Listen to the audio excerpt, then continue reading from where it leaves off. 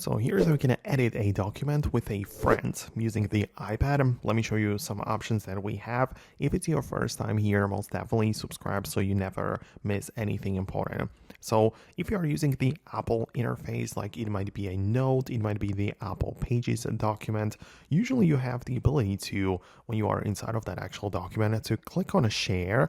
And when you're sharing, you have two options, and it is to either send a copy of the document or collaborate. So when you pick the collaborate option, it basically turns it into a link. So you are basically sharing a link and you are inviting someone to work with you and edit the document with you, right? So as long as you are both using the Apple interface, like the Apple, as I said, a note or pages, you'll be able to work on the same file because that other person will be able to access it, right? So that is one way to do that. I know a lot of people, however, who are using the Google interface, like for example the Google Docs, right? This gives you a nice ability to edit a document as well. And in here, it works a little bit different, not too much, like it's not a drastic difference, but in here, when you are editing a Google document, what you can do is to click on the three dots in the top right.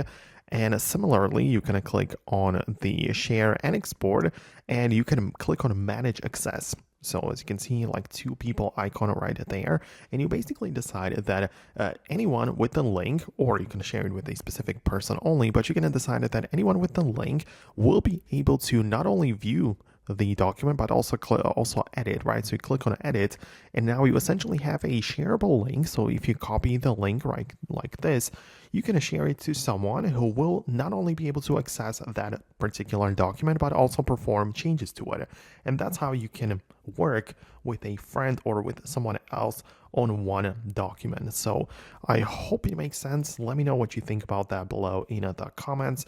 I really hope that I can help you. Subscribe for more, and I will hopefully see you later in the next videos as well.